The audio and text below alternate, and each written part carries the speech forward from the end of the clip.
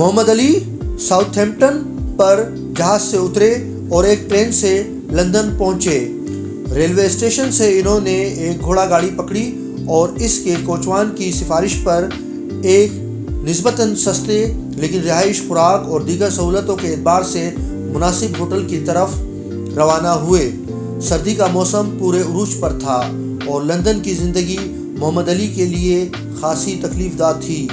وہ اتنے سخت موسم کے عادی تو نہ تھے، نہ ان کے پاس اتنی رقم تھی کہ ہوٹل سے دفتر جانے کے لیے روزانہ گھوڑے گاڑی استعمال کر سکتے۔ انہیں لندن کے سخت اور مرطوب موسم میں روزانہ کافی فاصلہ پیدل طے کرنا پڑتا۔ اپنے اس قیام کے بارے میں برسوں بعد انہوں نے مجھ سے کہا، یہ تجربہ بھی خوب تھا۔ میں اپنے گھر اور والدین سے بہت دور ایک ایسے شہر میں تنہا زندگی بسر کر رہا تھا جو کراچی سے قطعی مختلف تھا۔ گرامس کے دفتر میں جہاں میں کام کرتا تھا، صرف چند افراد سے میری جان پہچان تھی، ان کے سوا میں کسی سے بھی واقف نہ تھا۔ پھر لندن جیسے شہر کی بے پناہ وسعتیں اور فاصلے میری زندگی کے لیے بہت بڑا بوجھ تھے۔ بے پناہ سردی اور مسلسل دھواں دار بارشوں کے سبب سردی میری ہڈیوں کے گودے تک میں اتر جاتی اور میں بے حد اذیت محسوس کرتا۔ بہرحال میں جلد ہی لندن کی زندگی کا عادی ہو گیا اور اسے پسند بھی کرنے لگا۔ Grams shipping and trading company کا دفتر تھریڈن اسٹریٹ پر تھا۔ اب اس دفتر نے ایک طرح سے اس نوجوان پر آپریٹرز کی ذمہ داریاں سنبھال لی تھی جو کراچی میں ان کے کاروباری دوستوں میں سے ایک کا بیٹا تھا۔ انہیں ایک کمرے میں چھوٹی سی میز اور کرسی دے دی گئی جہاں وہ دوسرے کئی ملازمین کے درمیان بیٹھ کر بزنس ایڈمنسٹریشن کی باریکیاں سیکھنے لگے۔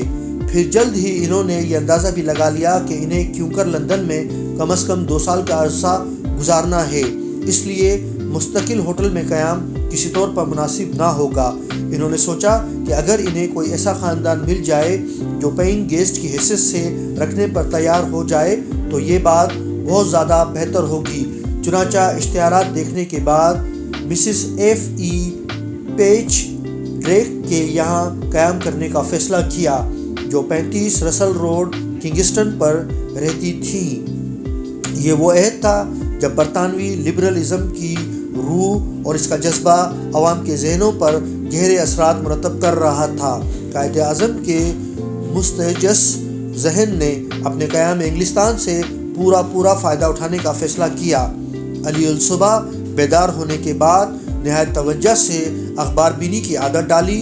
وہ انگریزوں کی طرح ناشتہ کرنے سے قبل اخبار کا مطالعہ مکمل کر لیتے اور اس عہد کے ان عظیم برطانوی رہنماؤں کی مارکہ آرائیوں کی تفصیلات نہایت توجہ اور غور سے پڑھتے جو ان دنوں برطانیہ کے سیاسی افق پر چھائے ہوئے تھے۔ ایک طرف تو ان کے سامنے یہ ماحول تھا، دوسری طرف وہ خود تھے کہ صبح سے شام تک گرامس کے دفتر میں روزمرہ کی بے کیف محنت و مشقت میں غرق رہتے۔ وہ جانتے تھے کہ وہ جو محنت کر رہے ہیں اس کا واحد نتیجہ یہی برآمد ہوگا کہ آخرکار وہ اپنے والد کے کاروبار میں شریک ہو کر اسے مزید ترقی دیں۔ انہیں اپنا یہ مستقبل اپنے معیار کے اعتبار سے بہت کم اور حقیر معلوم ہوتا۔ وہ تو عوامی رہنما کی حیثیت سے اپنے اہل وطن کی حالت بہتر بنانا چاہتے تھے۔ اس دوران انہوں نے برطانوی تاریخ کی عظیم معاصر رہنماؤں کی سوانح کا مطالعہ شروع کر دیا، جس سے ان پر یہ بات آشکار ہوئی کہ ان رہنماؤں میں سے بیشتر نے قانون کی تعلیم حاصل کی تھی اور علم کی بدولت وہ اپنے عوامی اور سیاسی زندگی میں کامیاب و کامران رہے۔ اب ان کا ذہن 2 متبادل راہوں کے انتخاب میں الجھ گیا، یعنی یہ کہ انہیں گرامس کمپنی میں ہی آپریٹرز کی حیثیت سے کام کرتے رہنا چاہیے یا بیرسٹر بننے کے لیے انٹرنس کے امتحان کی تیاری کرنا چاہیے۔ انہوں نے ایک بار اپنی یادیں تازہ کرتے ہوئے بتایا، یہ فیصلہ کرنے میں کہ مجھے زیادہ دیر نہیں لگی، مجھے خود کو بار کے لیے تیار کرنا چاہیے۔ میری خوش قسمتی کہ کسی ان میں داخلہ لینے کا وہ آخری سال تھا۔ اگلے سال سے قواعد و ضوابط تبدیل ہونے والے تھے۔ اگر یہ موقع نکل جاتا تو پھر مجھے بار میں جانے کے لیے 2 برس اور انتظار کرنا پڑتا۔ چنانچہ میں نے گرامس میں اپریٹس شپ چھوڑ کر لٹل گو کا امتحان پاس کرنے کے لیے سخت محنت شروع کر دی۔ یہ ایسا فیصلہ تھا جس نے ان کی زندگی کا راستہ یکسر بدل دیا۔ ان کی محنت رنگ لائی اور انہوں نے لٹل گو کا امتحان اعزاز کے ساتھ پاس کر لیا اور لنکنز ان میں داخلہ لے لیا۔ لنکنز ان میں داخلہ لینے کا فیصلہ انہوں نے کیوں کیا، ایک مرتبہ انہوں نے مجھے بتایا۔ یہ ان دنوں کی بات ہے جب میں لٹل گو کے امتحان کی تیاری کر رہا تھا۔ میں نے تہیہ کر رکھا تھا کہ یہ امتحان پاس کر کے رہوں گا اور مجھے یقین تھا کہ میں ضرور کامیاب رہوں گا۔ میں نے سوچا کیوں نہ لندن میں موجود مختلف انس دیکھ لیے جائیں اور وہاں تعلیم حاصل کرنے والے طلباء سے ملاقات بھی کر لی جائے تاکہ میں پہلے ہی سے یہ فیصلہ کر سکوں کہ مجھے ان میں سے کس ان میں داخلہ لینا ہے۔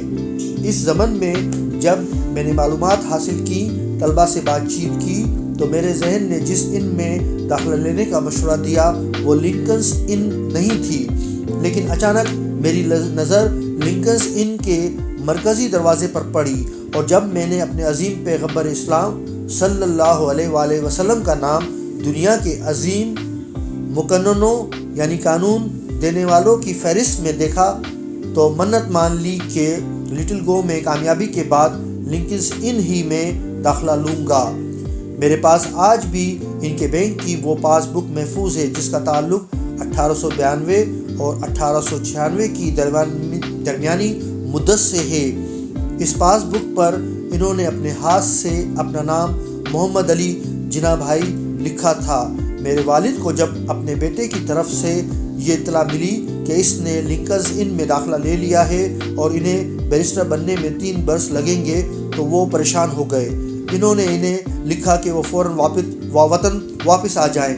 قائد نے اس کے جواب میں نہایت ملتجانہ الفاظ میں والد سے درخواست کی کہ وہ انہیں قانون کی تعلیم مکمل کرنے کے لیے انگلستان میں رہنے کی اجازت دے دیں۔